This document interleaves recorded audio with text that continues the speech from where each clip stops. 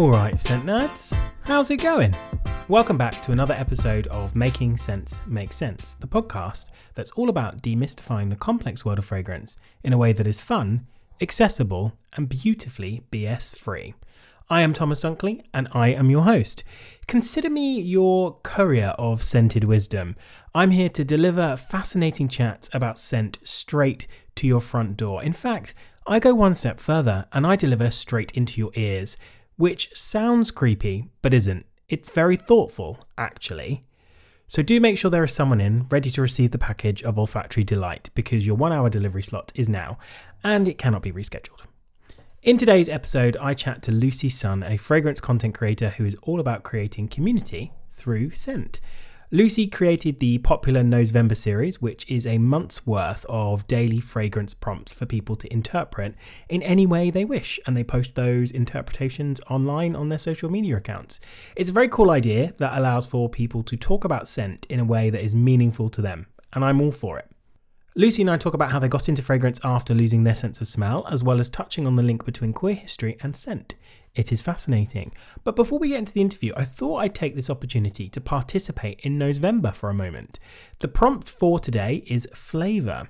Now, our sense of smell and sense of taste are inextricably linked. Without the other, each of these senses are dulled. And for this reason, I really love it when our fragrances have a sense of flavour to them. And one flavour I really love in my perfume is smoke. There's something so deliciously savoury about smoke.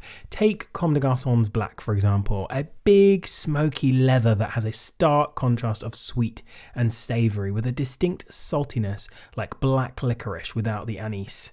Then there's Patchouli 24 by Le Labo, which is much more about Gaiac wood than it is patchouli. I don't know what's going on with Le Labo's namings, but whatever it says on the label, don't trust it. It never smells like that. Anyway, I digress. Patchouli 24 has a big, salty, smoky character with a touch of sweetness that verges on being a little bit hammy, as in ham, as in meat, which I'm not mad at. It's quite addictive. Or how about the smoke of Aesop's Oranon, a fragrance so glossy and black, it feels like black sands burned into glass under the hot sun. It's hot tar with a hidden sweetness courtesy of this malted, sugary facet of lavender, which is revealed very slowly over time. Right, that's enough of me harping on about how much I love smoky things and smoky flavours. I have participated in Nosevember. Lucy cannot be mad at me now. Let's get into that interview after a very brief word from our sponsors.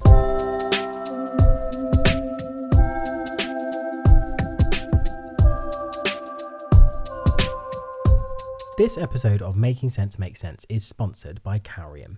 I read somewhere that there were over 8,000 fragrance launches in 2024, with even more expected in 2025. Never before has there been so much perfume, which is a great thing. We love perfume, let's be honest. But this means it can be really hard to hear through all that olfactory noise. And now, with so much choice, it can be hard to find a new signature scent. Carium believe that scent is complex and deeply personal, with overwhelming choice often making the search intimidating and descriptions often impossible. Carium seeks to solve this and works as the scent sommelier to help decode and deepen customers' connections to fragrance. This is a unique experience where the scent sommelier helps people discover fragrances intuitively, guided by their own words, emotions, and memories, and removing distractions such as branding, packaging, or preconceptions, focusing purely on the scent and the customer's personal response. You don't just choose a fragrance, the words you use, your personal associations all drive the experience thanks to an AI model that has learned from thousands of real descriptions to understand the language of scent. From niche fragrance boutiques to partnerships with the world's most renowned brands, Carium continues to demonstrate its ability to reach diverse audiences by supporting and enhancing customers' fragrance selection experiences. The data shows a 139% increase of store visitors after introduction of Carium in the scent selection process, and also reveals a 287% increased conversion rate in store. In London, you can now experience it in iconic settings, in boutique perfumeries, and in Selfridges, making this sophisticated, sensory, intelligent fragrance discovery accessible. So why not pop in to Selfridges or Parfum La Danse in London to see how Carium's innovative AI solution can help you cut through all that olfactory noise and discover your next signature scent.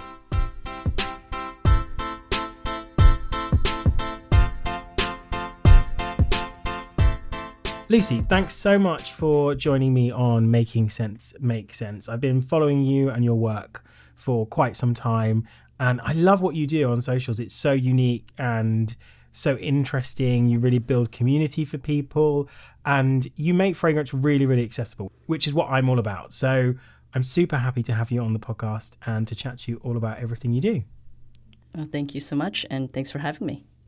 It's an absolute pleasure. Now, a great place for us to start would be, where did your interest in perfume come from? And then also, at what point did you decide you wanted to be a content creator? You wanted to start talking about it through Instagram and other methods of social media? My origin story is that 12 years ago, I had a concussion and I lost my sense of smell for 2 years. And I realized this when I was recovering. My mother cooked me one of my favorite dishes, which is a Chinese tomato and egg.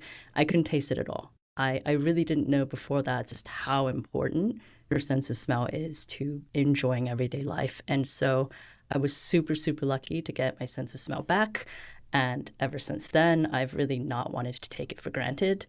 Around the same time that I got my sense of smell back, I started reading The Dry Down, a newsletter by Helena Fitzgerald and Rachel Syme, writing about fragrance in a way that I'd never heard people talk about it before, in a way that was very personal, but also treated fragrance as, works of art, as cultural objects, and they had a lot of fun. And that's really what got me in. From there, I read a lot more books and blogs and forums. And I'm lucky to live in New York City, where it was quite easy to just go around and smell all kinds of stuff. So that's really how I got in. I started making content because I sprained my ankle and was bored a few years ago. And I'd also... A lot of your origin stories are injury related. I just want to put that out there. Yeah, really making lemonade out of lemons, I suppose, is my whole origin story.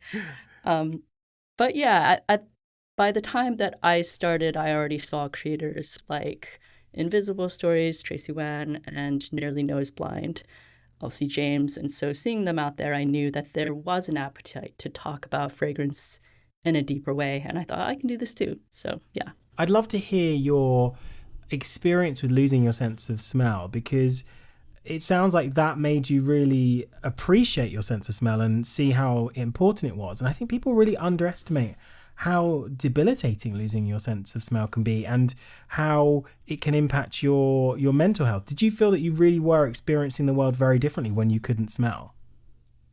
Yeah, it was definitely a very different experience of life. I got to a point where I was just eating the same thing every day because it didn't matter. Because your sense of, what we think of as our sense of taste is really mostly our sense of smell. I think I would eat a lot of turkey bacon because it was a little crunchy, and that was the extent to which I enjoyed food, right? So at the time when I lost my sense of smell, it was pre-COVID, so I didn't know anyone else that this had happened to. But now it's sadly become a much more common experience to have lost your sense of smell a little bit. And I wonder actually if that helped drive the popularity of fragrance through the pandemic. That's kind of a theory I have, that after you've lost your sense of smell, you really appreciate a great deal more. Yeah, that would make total sense, wouldn't it? I think there are a number of factors around COVID. I think, being locked in and not being able to experience the world around us, fragrance was nice, easy escapism, wasn't it? But it also, it was quite a common thing, as you say, to lose your sense of smell and taste when you have COVID. And I think that, you're right, makes people appreciate it a lot more, because I've always seen it as it's this sort of an invisible layer that we don't necessarily consciously think about, but it's there and it's almost stored in our hard drive with our memories. It's the same way we store music and song lyrics and things in our brains, that when we think of a particular memory, we will think about what it looked like, obviously, and the emotions we felt. But very often we will have the smells that are the backdrop to that. And when you remove that, it's almost like the Wizard of Oz and you're going away from Technicolor back to black and white. It really changes how you experience the world. Yeah, I swear that my memories from that time period where I didn't have a sense of smell are just a little blurrier, right? They've kind of lost definition in that way, and I do think smell is a big part of it. Yeah, that's really fascinating. And, I want you to continue experiencing new things in your life, but I would like them not to start with an injury, if that's good. No more injuries for Lucy, please. Let something else be the catalyst. So you're really, one of the things I said earlier when I was just sort of introing you is that you're really, as a content creator, you're all about making fragrance fun and accessible, which is something that really resonates with me. And we've talked a little bit now about how fragrance is kind of booming. Do you think it is becoming more accessible? I do think fragrance is becoming more accessible. And like you said, I do think the pandemic has something to do with that. I think a lot of people initially think about fragrance as something you wear for other people, right? Something to impress a date or something like that. But during the pandemic, you really people who got into fragrance during the pandemic had to be wearing fragrance for themselves first and foremost. And I think that's the most interesting way to get into fragrance, to be driven by what you like and what you're interested in.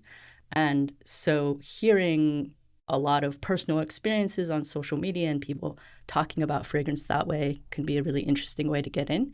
It's not how I got in. I got in mostly through reading, but that's how I imagine that experience is like. Yeah, absolutely. I think it's changed a lot, hasn't it? From when we started getting into fragrance, it was all around the reading, the blogs, and now it's so much more of a visual medium. And that's something you really utilize with your November series. And it's quite fortuitous that we're recording this very early November. I want to say November. Very early November, because you've just started. Can you talk me through what is November and what inspired you to create this series? Because it's really, really resonated with people. November is a series of one-word prompts, one prompt per day of the month to talk about a smell. And that smell could be a fine fragrance, but it could also be a shampoo or your spice cabinet. It doesn't have to be a fine fragrance. And the prompts are meant to be very open-ended and not necessarily perfumey. So today's prompt is dark. Prompts we've had in the past have been things like joy or color. So yeah, this is the 4th year that November's been running, and it's just been great to see the community grow each year. And I like that it's just these really very simple language prompts. So you're taking something, say dark or bright, which I think was yesterday bright, was it? I think we've done bright and then dark. Those things, I think they're very straightforward. They're very simple. Everyone can understand those. But I imagine you see quite different interpretations of even those very simple words from people, which I suppose is the magic of it, right? Yeah, I definitely want the prompts to be open-ended and for people to bring their own experiences. Today I saw a little discussion. I think somebody said, oh, I associate incense. Incense is a dark smell to me. And then someone else is commenting, oh, that's very interesting because I feel the opposite. I was talking about it yesterday. So that's always interesting to see. Yeah, and there's no right or wrong in perfume. That's the beauty of it, isn't it? One person's experience is as accurate as another. Do you find now, I think you're 4 years into this? Is it your 4th year of doing November? Is it harder every year to find the prompts and not repeat yourself? Or do you still find that quite easy? Is that fun part of the process? It's still pretty easy to come up with a November prompt. I have help. So I ask the various communities I'm in, fragrance discords, a group chat at work, etc. And so there's always a list of like hundreds and hundreds of prompts before I narrow it down to the 30 for the month. And so, yeah, there's so many ways to talk about fragrance that it's not that difficult to come up with prompts. I like that idea that you are they are that exactly. They are prompts. You're not saying, okay, today we're going to talk about this in this exact way. You're saying this is a very open-ended prompt in a way. And I think what part of that is you're encouraging people to think about scent. So actually, it's not necessarily about what they come up with in a way. It's about getting people to think about scent in a way that they may not normally think about it. Absolutely. Yeah. Sometimes people will say, oh, like, I really love the way you talk about fragrance, but I can never do it myself. And I'm like, yes, you can. Yes, you can. You just need a little tiny push and you can absolutely do it. So, yeah. Yeah. there's that fear of getting things wrong. And I find that a lot. I do a lot of workshops around scent with people who may not necessarily be in the industry or scent people. And people are really tentative about saying, well, is this, they want to get it right. And they think, is this lavender? And I'm like, if you smell it, it's lavender. If you smell lavender, lavender is there. Because who's to say what your experience of a fragrance is? So I love that your approach is, yes, you can absolutely talk about this. You will surprise yourself. And I think whatever content creators I follow, the ones that I really resonate with are the ones that just speak about it in their own way. They just talk about it, and they may not have much technical knowledge, but if they're passionate about it, that's what people are interested in. I think that's that authenticity that gets people involved. Yeah, absolutely. And I'm the same way whenever I run fragrance workshops. I say, this is like improv. I'm going to yes and everything you say. I'm not going to tell you you're wrong. So I know your November has been, award nominated. That's where we met earlier this year at the Jasmine Awards, where you were nominated for that.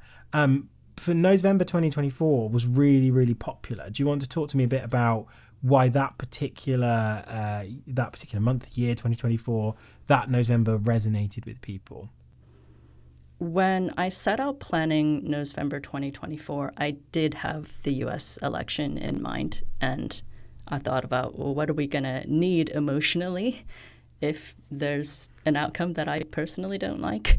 And planning for that outcome in a way where, well, let's say we have a different outcome. These are just nice prompts anyway, right? So, for example, the day after Election Day, the prompt was comfort. And I really thought the most likely scenario for that day was that we'd still be waiting around for results. But it turned out to just be very, very life-affirming to see lots of people comforting one another, talking about how they find comfort and grounding in their sense of smell. And you see me very actively working through that last year, along with others. I did a lot more real-world non-fragrance smells in 2024 because that's just where I was at emotionally, and you see a lot of other people doing that as well. And I think that helped make the exercise more open. And yeah, I chose prompts later in the month that I wanted to feel hopeful and forward-looking, like future and values, and those were also helpful to work through. So for other years, I feel like at the end of November, people would say, oh, that was interesting, that was fun, I enjoyed it. But in 2024, I got a lot more people saying things like, oh, that was necessary, I really needed that, that was really emotionally supportive. And so I really felt like last year, okay, November's hit its stride emotionally. Yeah, I really like that idea of perfume or fragrance or smell as comfort, that people can seek not just physical comfort in it, but emotional comfort. And it shows, I suppose, as well, that is that power of that community aspect, and engaging with others really helps. Is there a particular piece of content that you saw, or I don't know, it could be just an interpretation of any of those prompts in November last year that really stuck out for you? The way that I personally responded to the comfort prompt was to talk about a recipe that me and one of my best friends have been cooking back and forth for each other for like 10 years. It's a thing that we cook when the other person's sick, and it's like a carrot lentil sort of dish. And, I think a lot of people kind of took a similar tack on that day. I personally really, just my personal preference is I like when people write about or post about fragrance, but I love when people post about non-fragrance things. So when I see a bunch of posts about garlic or the smell of your dog's paws or things like that, that's what I really personally love. So yeah. Yeah, it's those everyday smells, isn't it, that you kind of think, oh yeah, actually, I've never really thought about the smell of garlic in any detail. And you can see how it just links so emotionally for people to, like you talk about your mum's cooking, but that's, for lots of people, that's the same thing, isn't it? So you can see how it these strange things that are everyday smells that you don't think about can have such significance in people's lives. And I love that your November series really pulls that out from people, and that's what's exciting about it. And the category that you were nominated in for the Jasmine Awards last year was the new and visual media. And there's obviously been a huge shift, and we've touched on it very slightly, about the shift from print to digital over the last decade. But even within digital, we've seen the movement from blogs to Instagram, and even from then, Instagram to TikTok. It's so fast moving and evolving. How do you feel that the perfume sphere, as it were, on social media is changing? Yeah, I would say the prevailing trend in social media formats is just everything moving towards television, right? Everything's a scrolling video feed of some kind is where a lot of the companies seem to want to go. But as a creator and also as someone who works in tech, I've always been more interested when people are like knocking down the door of the media format that they're in.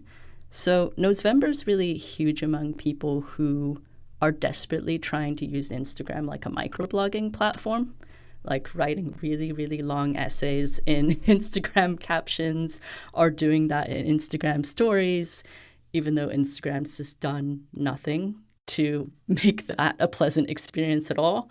So, yeah, I mean, I think that it's sort of an unnatural fit, fragrance and social media, because you can't smell your screen.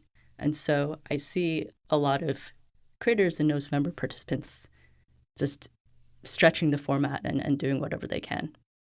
Yeah, that's where the creativity comes from, I think, with fragrances, because you have to find ways to make it translate for people. And also, we don't have a specific language for scent, so you have to be really, really creative.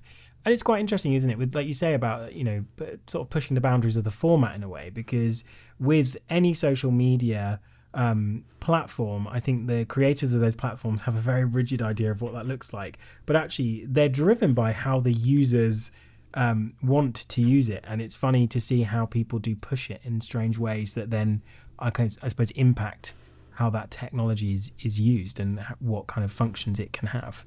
Yeah, I think if Instagram wanted to kind of become more of a blogging platform, that opportunity would be there for them, but I don't think they're going to take it. No, I think they're following too much of a TikTok example, aren't they? I think that's what it is. We'll see how it develops over the next decade or so. I'm sure it will change quite a lot. But I think one of the things that you've really done with November is you've created this sense of community. What ways do you think we can create community in fragrance? Well, for myself, throughout most of my life, I'm just barely an extrovert, right? I'm kind of right on that line of introvert, extrovert. But when it comes to fragrance, I have to talk to other people or I'm going to die. Like, I feel like I just got to talk about it. And so fragrance community's always been important to me. I think finding ways to keep the conversation open-ended and inviting. And I think that the change in social media has gone a long way in that. When I was first reading forums and blogs, I felt like there was a lot of assumed knowledge, especially knowledge of the classics, which I think are great for people to learn about. But I often felt very lost in reading about perfume early on. And now creators, we don't know who our content's going to go to, and we can't necessarily assume knowledge whenever we speak. And I think that's helped make fragrance conversation more open. But yeah, different ways to create community. Like, I think it's just important to do that where you are and with what you've got. Sometimes people are like, oh, I really wish I had fragrance community, but I don't know how to go about doing that. I'm like, well, first of all, do people in your life know that you're interested in fragrance? Because I've seen fragrance communities that are like 3 people who work at a reception desk together, share samples together, or 2 coworkers on the same team go through a sample order every month together. And that is a great community. And so, yeah, people in your life have to know. They do. You have to talk to them about it, or you'll die, as we've always established. Or you will die. You will die. I really resonate with something that you said there, which was around when you first started reading about fragrance. You found that it was not, I mean, you didn't use these words, but essentially it wasn't very accessible. There was this like a level of assumed knowledge, and that's really my experience as well. When I started reading about fragrance, I was like, oh, I could never do this. I don't know enough. I don't know the materials. I don't know all of the classics. And there was a real kind of barrier there. And I thought, well, actually, I just want to talk about fragrance because I love it. And I want to talk about it with people in a way that says you don't need to have any knowledge about it. You just need to have a passion for it. And I found that whenever I talk to people about fragrance, especially if they're not fragrance people, they're interested. Everybody has some level of interest in fragrance. Whenever I get fragrances out around people, they're like, oh, what's that? Oh, I love this fragrance. Oh, I've never smelled this. Have you heard of this? So I think it's really interesting. And I know that you have created some sort of fragrance club in your workplace. And I really want to hear a little bit about that. And how did that happen? Was that just you taking fragrances in one day and going, oh, people going, well, what's that? And you've got like, what, 200 members now or something?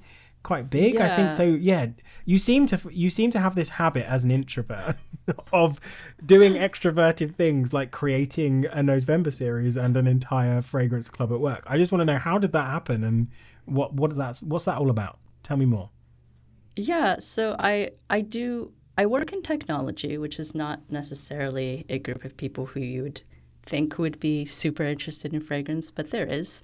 The culture in my workplace is that people like to have sort of after-school clubs for whatever. So it wasn't too hard to get a fragrance club going. I had been running workshops on things like queer history in fragrance or celebrity fragrances, different themes with like small budgets. And eventually I had run enough of those that people said, this is very fun and we should have a club. We should get together. We should have a chat. And so, yeah, we meet up every month and go through samples together. We've had some brands come by. So Mendittorosa has been there. And Atwood Parfums is actually a brand new brand that is also the perfumer and owner is one of my coworkers. So that's cool. And we also have a big group chat where we talk about what we're wearing. We talk about November. And yeah, that's been really fun. Yeah. You just seem to have a habit of creating fragrance communities. It just seems to be the way you work. I love that. If I don't talk about fragrance, I will die. So we have established this. Yeah. We need to get that on a t-shirt. Yeah. That's what we need on our tombstones. Oops, they stopped talking about fragrance. I want to touch base with you on that bit about the workshops around queer history and fragrance, because that's a subject that I find really, really interesting. So it's a really rich and kind of interesting idea. What inspired you to link queer history and fragrance together?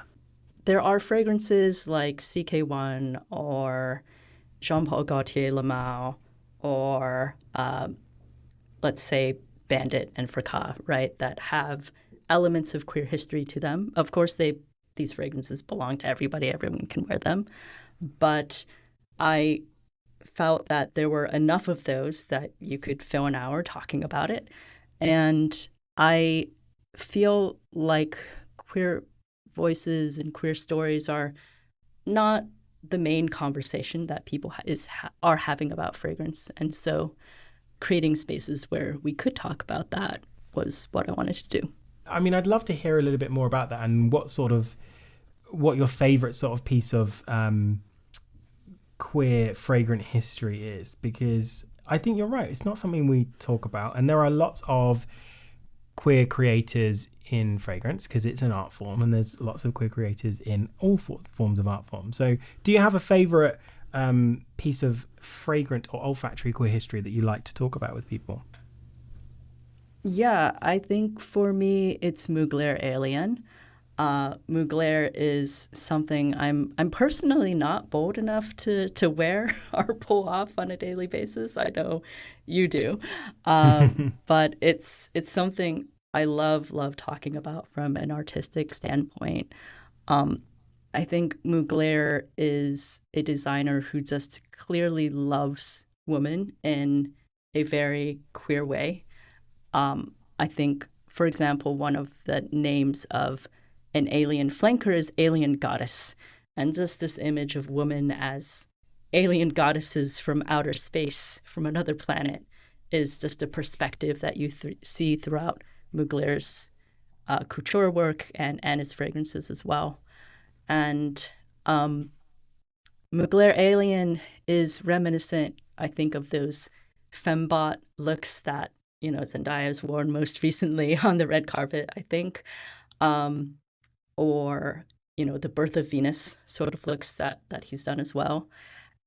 Just that, something that is, the way I describe Alien is like a neon jasmine gummy worm. Just something that is natural but weird and definitely very feminine but strange. I find that a really interesting point of view, especially on Alien, because it has been created to be this otherworldly goddess-like. I think the whole initial campaign was around light, wasn't it? About it being this solar, bright, almost pure being.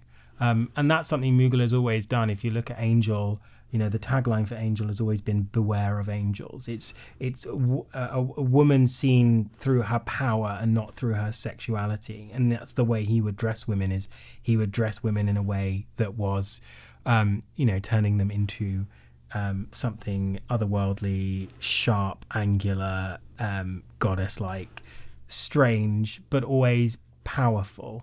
And I really love that about Alien, that it's also a fragrance that's unapologetic in its sillage. It's loud and it's, it takes and it fills a room. And no one quite does that like Mugler. Have you heard the kind of famous rumor about the naming of that fragrance? I have not, no. So I remember having a conversation with someone sort of in the know who said that initially Mugler wanted to call the fragrance Jesus and had to be talked down quite sternly that maybe that was perhaps one step too far. And I think they settled on the better name because when you think about it, Alien, it's you can just imagine that being focus grouped out of existence, back in the day. I think it was about 2005, 6 that fragrance came out, early 2000s anyway. But that fragrance could not be anything other than Alien because it smells, we're familiar with it now, but it smells so unusual. And I suppose when you're thinking about that, you're talking about that as a piece of queer fragrant history. For me, as a queer person, you resonate with that sense of being alien, of not fitting in, or also not fitting in, but also being very noticeable. And I think there's kind of some beauty in that. Does that make sense? It does, yeah. And I should mention that the more direct connection with the queer community is that I had to include a Mugler fragrance in the Queer History Workshop because Mugler is so popular among drag queens. And absolutely. Often when you ask them what fragrance are they wearing, it's Mugler because just that sort of draggy kind of femininity, unapologetic, fierce. Yeah. It's all there. Yeah. Yeah, it's that kind of, it's hyper femininity, isn't it? In a way, it's like it's femininity on steroids, and that also that complete blurring of lines in gender. It's androgyny. We could talk about queer history and fragrance forever, I suppose, and this podcast would be 7 hours long. So perhaps we won't do that. But I think it's a really interesting thing, and I'm glad someone is doing it. So you've been doing content creation for quite a while now. You're on the 4th year of November, and I'm really excited to see how that evolves over the coming years. I suppose a lot of people who are listening to this will be people who love fragrance, and some of them will be content creators, and some of them will be people who maybe are thinking about creating content. So someone who's done it for quite a while now, what advice would you give to someone who's thinking about stepping into their own sort of fragrance space somewhere on the internet? What would you say to them? Well, first of all, do November. Do it this month or do it in February or whenever you're hearing it. Some content creators have told me that is how they got their start or how they started posting more consistently. So it's a free list of ideas and many years worth so that you can get started with. Beyond that, just it's very easy, I think, to be driven by numbers because all the metrics and such are right there. But decide what you're trying to get out of it, right? For me, community and number of followers are not the same thing. I've never had a ton of followers, but yet I've been able to create, I think, a very solid international community through November. I feel like with social media, you can make real friends, right? You can still use social media in a way where you can make real friends, real collaborators, and keep that in mind rather than just trying to see number go up, I suppose. I completely agree. And I think for me, the joy I get from doing what I do is the conversations I have with people. I love every single DM that I get, every single comment, because engaging with people on a subject that you're both passionate about that's happiness and that's joy. And you're right, don't follow the numbers, don't look at anybody else, don't look what other people are doing, don't think I have to be X kind of content creator, just be yourself. And I think that shines through. Totally. Lucy, this has been so fun. I've really enjoyed chatting with you and getting to know about November. I'm going to be following along, and I'm really looking forward to seeing how it develops over the next few years. Thanks so much for joining me. Thank you.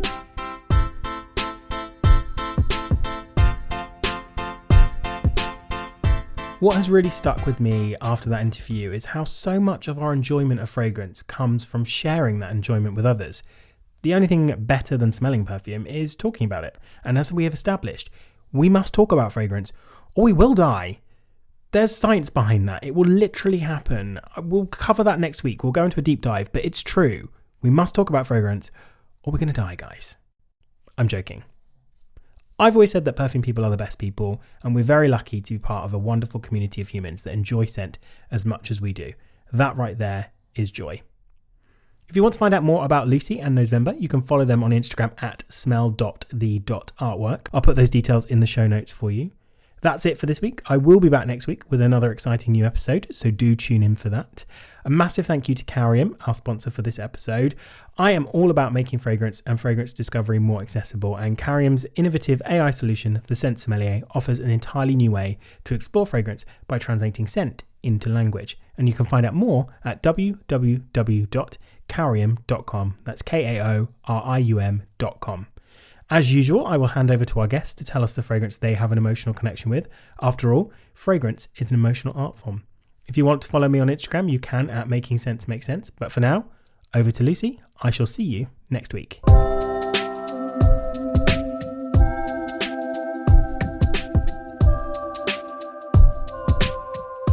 My emotional connection scent is a fragrance that I bought a bottle of when I was a few months into dating the man who is now my husband.